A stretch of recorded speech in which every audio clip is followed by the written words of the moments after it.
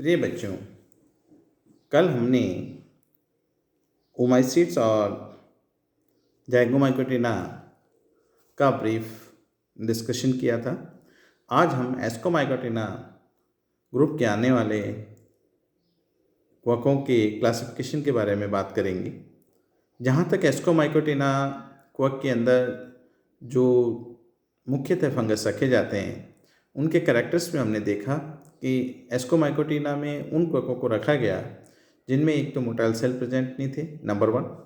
Number 2, जो ascus एक सैक्लाइक structure है उसमें एस्कोस्पोर्स का निर्माण हो रहा था और एस्कोस्पोर्स का जो नंबर था वो 2n या यूँ कहिए कि 8, 16, 32, 64, 128 के क्रम में एस्कस के अंदर बन रहे थे।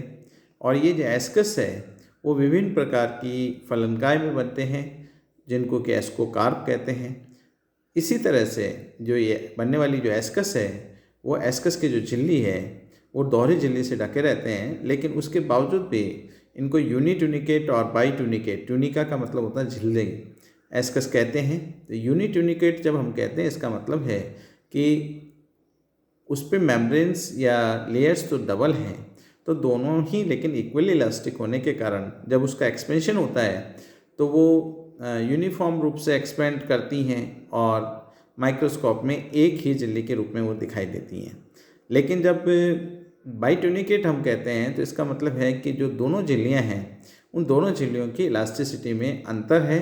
नतीजा ये होता है कि जब जेनेटिक मटेरियल बढ़ता है, प्रोटोप्लाज्म बढ़ता है या न्यूक्लियस डिवीजन होता है जिसके कारण जो मदर सेल है वो डॉटर सेल्स में कन्वर्ट होती है, उसके चारों तरफ प्रोटोप्लाज्म इकट्ठा होता है और नए स्पोर्स बनते हैं।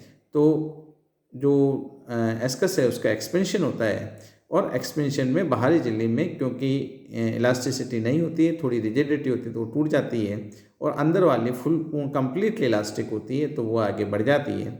इसको जब माइक्रोस्कोप में देखा जाता है तो जो बाहरी झिल्ली है उसके फ्रिंजेस माइक्रोस्कोप में दिखाई देते हैं। तो इस कॉन्सेप्ट को हम, इस तरह का जो होती हैं उनको हम बाईट्यूनिकेट एस्कस कहते हैं, जो कि हमारे क्लासिफिकेशन का आधार है।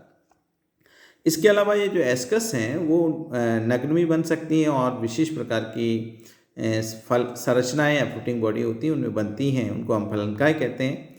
वो विभिन्न प्रकार की हो सकती हैं जैसे पेरिथीसिया, एपोथीसिया, क्लिस्टोथीसिया, स्ट्रोमा आदि।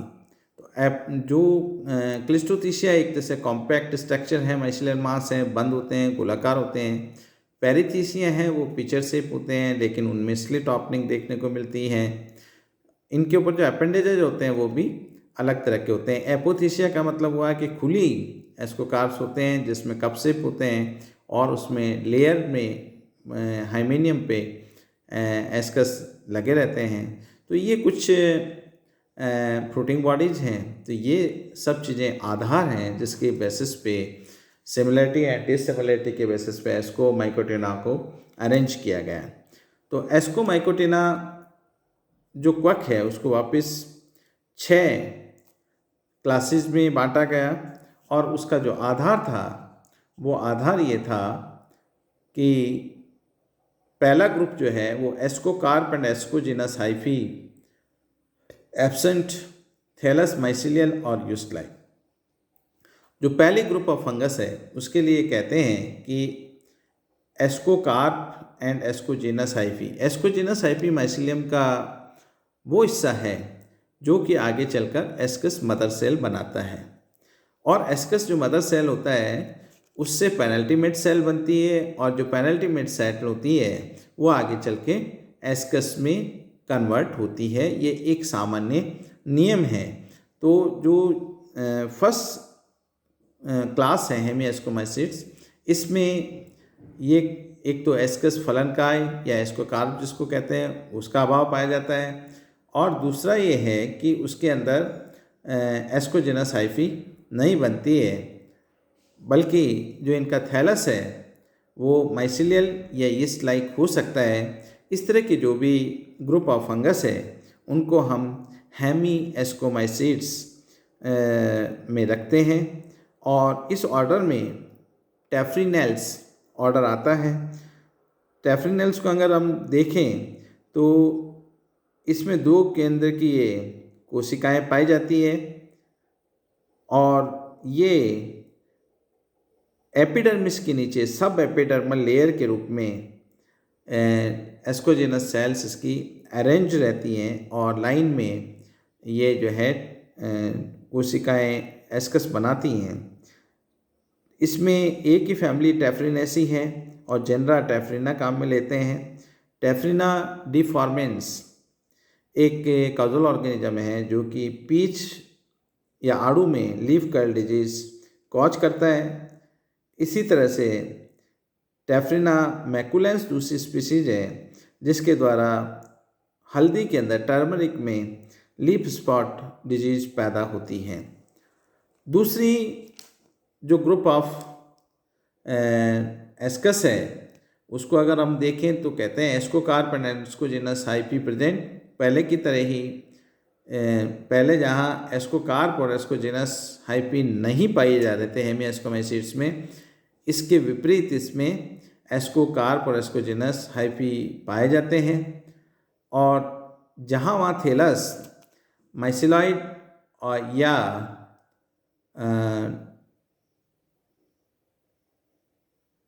ईस्ट लाइक था उसकी जगह यहाँ पे केवल माइसिलॉइड ही मिलता है।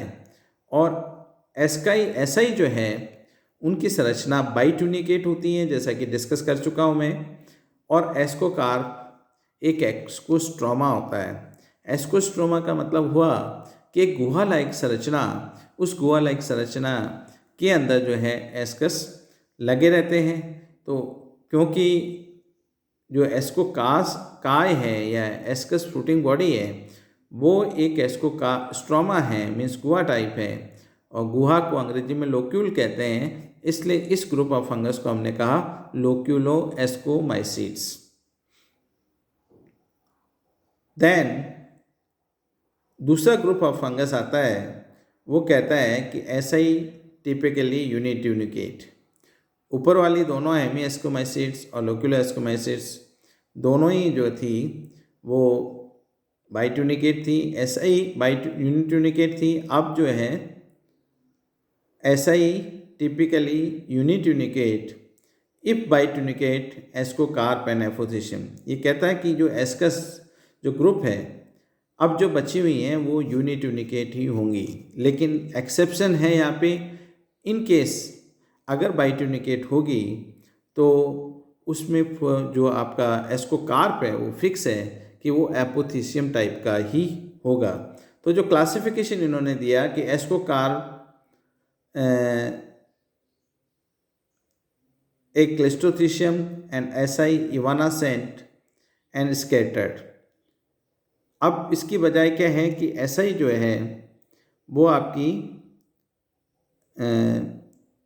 क्लिस्टोथिशियम बॉडी है और उसमें एसआई है इवानासेंट है, मीन्स तुरंत फट के अलग होने वाली है, उसमें एस्कोस्पोर रिलीज होने वाले हैं। और स्केटर्ड का मतलब है एस्कोकार्प में ये बिखरी हुई अवस्था में पाई जाती हैं। तो जो ग्रुप ऑफ फंगस है, वर्ग क्लास है, उसको हमने रखा प्लैक्टोमाइसीड्स। दूसरा ग्रुप इसमें रहा asci regularly arrange as a basal और peripheral layer in the ascocarp. अगर बिखरे हुए होने की जगह एस्कोकार्प एक लेयर में एक हाइमेनियम के रूप में अगर अरेंज रहते हैं और उस पर एस्कोस्पोर्स बनते हैं, एस्कस बनते हैं, तो उस ग्रुप ऑफ फंगस को हम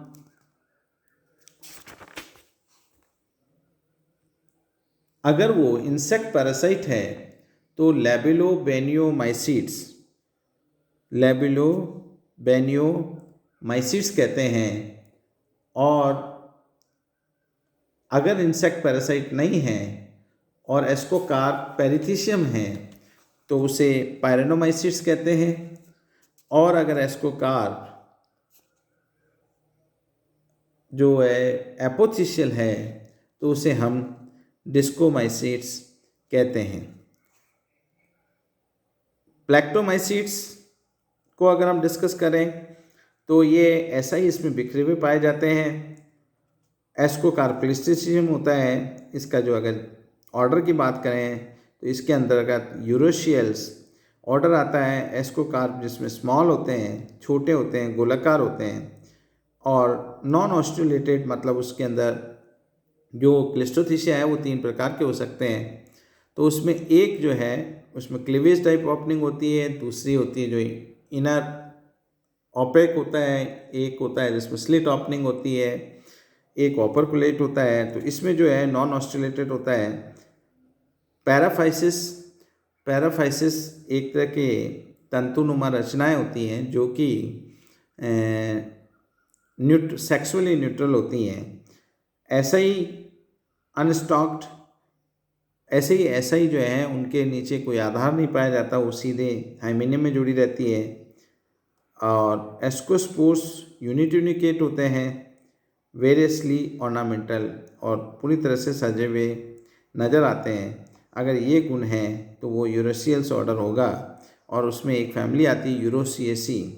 तो यूरोसिएसी में यूरोशियम, सर्टोरिया, एमिरेला, टेलरोमाइसिस एंड यू पेनिसिलियम नामक क्वक पाए जाते हैं। नेक्स्ट है पायरेनोमाइसिस। पायरेनोमाइसिस को हम देखें तो इसमें जो एसआई होती हैं वो रेगुलरली अरेंज होती है एस्कोकार्प के अंदर, जो कि एक पेरिथिशियम टाइप की संरचना होती है। जबकि डिस्कोमाइसिस में ऐसा ही रेगुलर होती है विद इन द एस्कोकार्प, लेकिन जो एस्कोकार्प का प्रकार है वो पेरिथिशियन नहीं होके एपोथिसिया होता है, मतलब वो खुला हुआ जो है क्लास है। Then comes लोक्यूलो एस्कोमाइसिस। लोक्यूलो एस्कोमाइसिस जैसे पता था कि एस्कोस्ट्रोमा बनता है, इसको आप 2 ऑर्डर्स में बांट सकते हैं, माइरेंजियल्स एंड प्लियोस्पोरेलिस। माइरेंजियलिस एंड प्लियोस्पोरेलिस। तो माइरेंजियल्स को अगर हम कैरेक्टर्स देखें तो ऐसा ही singly and irregularly distributed in parenchymatous और स्यूडो पेरेन्काइमटस एस्कोस्ट्रोमा और जर्मिनेथेलस। प्लियोस्पोरेलिस में ऐसा ही grouped in locule in pseudothecia and pseudothecia are perithecioid. इनको वापस 2 फैमिली में बांटा जा सकता है, प्लियोस्पोरेलिस को वेंचुरियसी एंड प्लियोस्पोरेसी।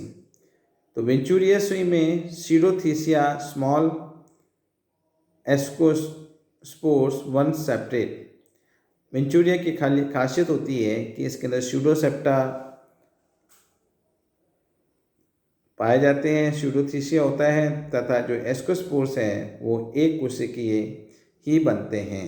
जबकि प्लियोस्पोरेलिस के अंदर स्यूडोथेसिया मिडिल साइज के और बड़े साइज के होते हैं, एस्कोस्पोर एसेप्टेट होते हैं, और वन सेप्टेट और मैनी सेप्टेट। एस्कोस्पोर एसेप्टेट हो सकते हैं, एक सेप्टा युक्त हो सकते हैं, या मैनी सेप्टा तक युक्त हो सकते हैं। ये इसके कैरेक्टरिस्टिक हैं। इसमें कॉक्लियोबोलस जो है एक फंगस होता है जिसमें स्यूडोथेसिया ऑफन कवर्ड विद द कॉनिडियोफोर्स से ढके रहते हैं, कॉनिडियोफोर से। इसी तरह से कॉक्लियोबोलस मियाबिनस बी कॉनिडियल स्टेज है, ड्रेसलर ऑफ मेज, ब्राउन स्पॉट ऑफ राइस इसी के कारण होते हैं। आज हम एस्कोमाइकोटिना का ही अध्ययन करेंगे। धन्यवाद।